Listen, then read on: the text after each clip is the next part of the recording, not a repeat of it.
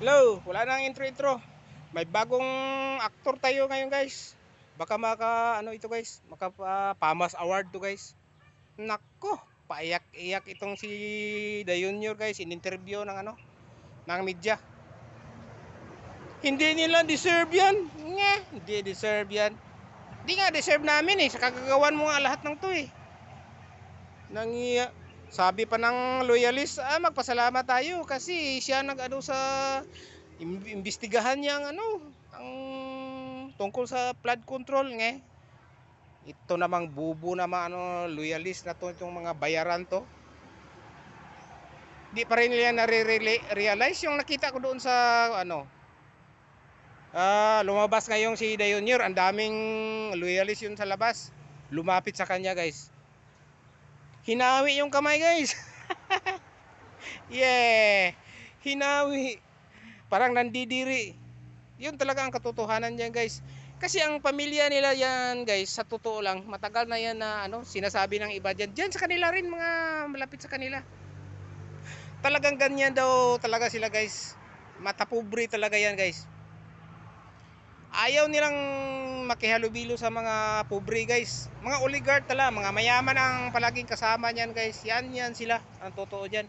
Kita mo lang yung pagkatapos eleksyon, 'di ba? Yung eleksyon muna, balikan ko. Oh, ibuto niyo ako, malapit sa mga tao yan, halos magkukumustahan pa nga oo, malapit. Nang manalo, hindi mo na makita. Pati OFW, di ba, ibalik ko. Oh, campaign doon sa labas ng bansa. Iyan kay kuyo ng communication hotline. Manawag kayo doon sa hingi kayo ng tulong. Direct ka agad, may hotline kayo nang manalo. Wala nang hotline. Langya to. Budol king talaga to Double standard talaga to. Oh, tingnan mo yung ugali diyan. Basta paiyak-iyak siya, guys. Ito ang breaking ngayon, the new awardee o Pamas Award. Langya to, hindi daw natin deserve. Ni kakawawa daw tayo, kaya kailangan daw niya kung makasuhan daw yung yung sangkot sa flood control na yan. Langya, kasuhan mo yung sarili mo. Pareho lang kayo sa mga doon sa congressman na yan. Yung congressman natin, nag-iipal na rin. Yung nag-imbestiga si Marcolita sa Senado, nag-imbestiga rin sila doon. Lang yan Sabi ko noon, di ba? Imbestigahan nyo rin yung sarili nyo. Bias kayo dyan.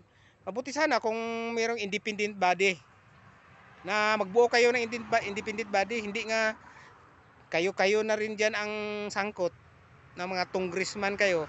Kayo pa rin ang mag-imbestigar. Basta na lang kayo magluluto ng sarili niyo mga mantika dyan. Ano kaya tong iniisip na to? Matalino talaga to. Matalino talaga to. Ang iniisip nila ito ang laman ng kanilang bulsa nang nakaupo na. Ang mga matao pinabayaan na. Tayo ngayon nakakahiya tayo. We are more on politics tayo. Wala sa welfare ng mga tao. Dapat sa welfare itapos ng eleksyon. Ano ang sabi doon sa preamble na elementary pa tayo? We are the sovereign Filipino people, imploring the aid of divine providence. Kailangan may welfare doon. Hindi ko na memorize Lang yan na may welfare doon sa preamble na yan. Ito talaga to ang natin ngayon. Wala na tayong pag-asa dito. Kasi manipulated na talaga yung Senado na yan. Unang-una na may minapula nila, Kongreso. Ngayon, Senado naman. Wala na. Nakahang na to lahat, guys. Ito may lang ko sa sa mga men in uniform. Sir, ano ba ang motto nyo, sir? Serve and protect o gira lang ba ang para sa inyo? Wala na kayong pakialam sa natin, economic natin, mamamatay na tayo sa gutom.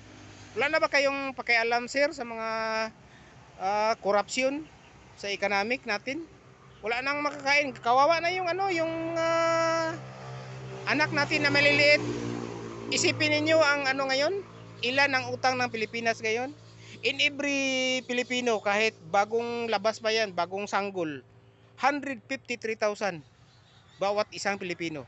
Mantakin mo yan, sanggol pa, bagong labas. 153,053. Dahil ang utang natin ngayon eh 17 trillion. Tumaas po. Yan ang totoo diyan. 17 trillion. Yung anak natin na sanggol pa lang, kasi silang pa lang, may utang na 153,000 bawat isa Pilipino. Yan. Napakasaklap talaga tayo ating ano ngayon sa Pilipinas. Hindi ko ma-imagine itong mga politikang to na nakaupo na. Wala na pala guys ang ano nila sa Pilipino. Doon na sa kanilang bulsa. Paano sila mangurakot? Oh, yan ang idagdag ko guys sa ano, yung bagong awardee natin ngayon. Yung paiyak-iyak. Si Junior umiyak siya yung interview. Kawawa ang mga Pinoy, Pilipino, hindi nila deserve yan. Deserve sarili mo. Ikaw nga ang author dyan eh. Ikaw nga ang lahat ng project sa Pilipinas, di ba? Ikaw ang nagano? Last na magpirma. O, di ba? Last mong pinirmahan lahat ng mga project sa Pilipinas, mga appropriation na yan. Ikaw ang last, sa kamay mo lahat ang pinakalas na magpirma. Ano man mangyari sa mga budget na yan, ikaw pa rin ang masisisi. Tandaan mo yan. Sisihin ka ng mga taong bayan naming lahat. Tandaan mo yan. Oh, yan lang muna. Thank you for watching.